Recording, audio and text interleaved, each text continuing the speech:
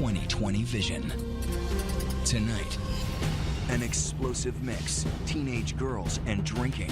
First, a party gone wild, closed doors, and what these friends say they saw as they peeked through the crack.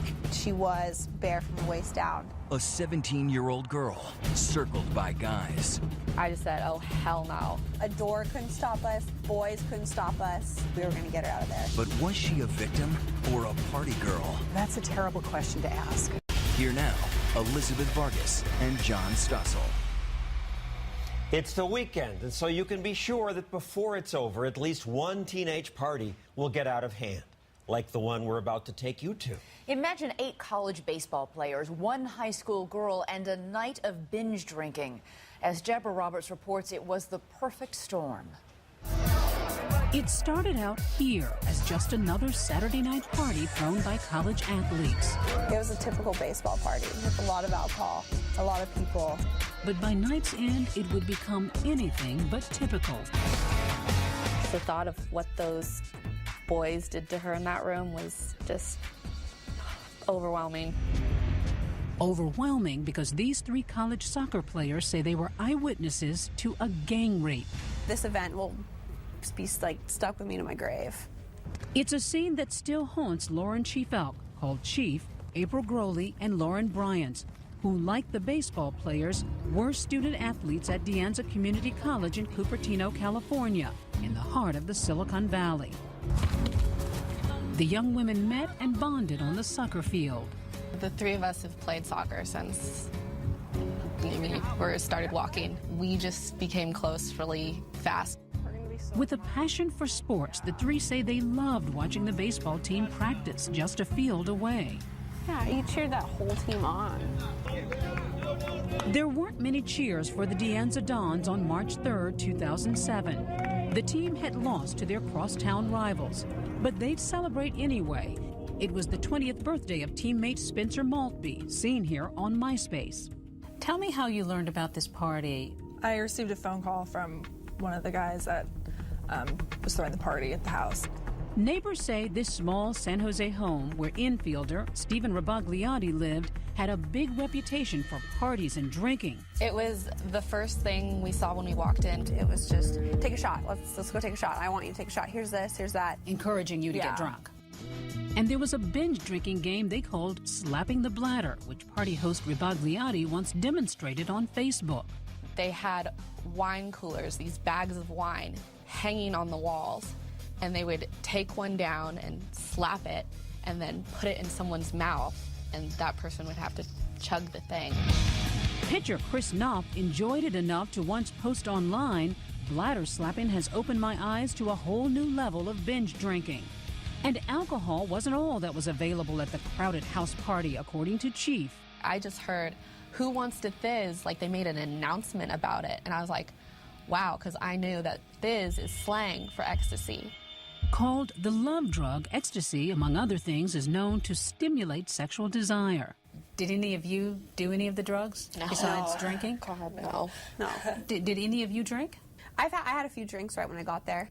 I wasn't continually drinking. It was just basically from like a half an hour span, and then I stopped. I didn't drink anything. You, Lauren? I just had a beer. They soon saw a petite young blonde girl hanging out in the kitchen.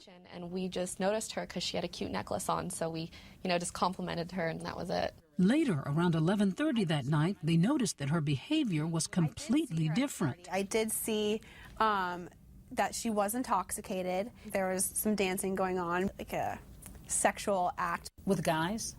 With an individual. That was pitcher Chris Skinner, and the girl was giving him a kind of lap dance. The person that she was dancing with is kind of one of those players that is not nerdy, but it was just like, wow, this guy's getting, dancing with the girl. So they kind of made it a big deal. And I only watched for a few seconds because it really, to me, wasn't that big of a deal. Shortly after, the girls were ready to leave. What led you to think something was going on somewhere? There was a young girl knocking on these French doors covered by a black sheet saying there is a girl in there with 8 guys. That struck us as kind of odd.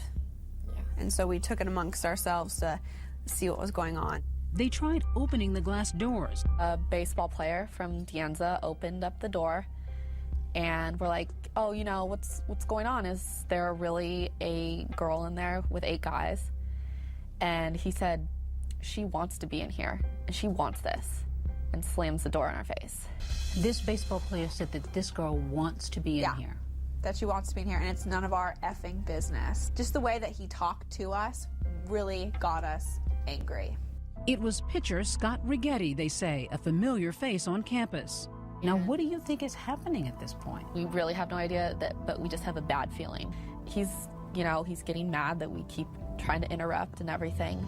After several more failed attempts, Chief says she suddenly noticed a small corner opening at the bottom of the door. And I walked over and bent down. And when I looked in, what I saw was a girl lying on top of the mattress and a guy on top of her. And having sex with her? He was having sex with her. And there were about 10 pairs of legs. There was surrounding the bed right next to each other. Watching. It was the same blonde girl they'd seen in the kitchen, the same girl April had watched dancing so provocatively. And I just immediately knew that this guy is raping her. And I just stood up and just grabbed Lauren and said, look what's going on in here. One at a time, Lauren and April crouched down and peered inside. I saw a guy on top of her, thrusting his hips. Clearly having sex with her. Yes. Did you get a good look at this guy's face? I couldn't see him because his face was away from me. I could just see the back of his head. At that point, I saw another guy come up to her, and he was forcing oral copulation on her. So 2 guys were having sex with her at the same time. Was she in any way participating? No. Aware of what she was doing? She wasn't moving at all. Her eyes weren't open. I couldn't see her eyes. She was bare from the waist down and not moving. I just said, oh, hell no. We got to stop this. And like commandos prepping for a raid, the women were overcome by adrenaline, focused on getting the girl to a hospital. A door couldn't stop us. Boys couldn't stop us. I mean, it was just fight or flight, and we were going to get her out of there. Stay with us.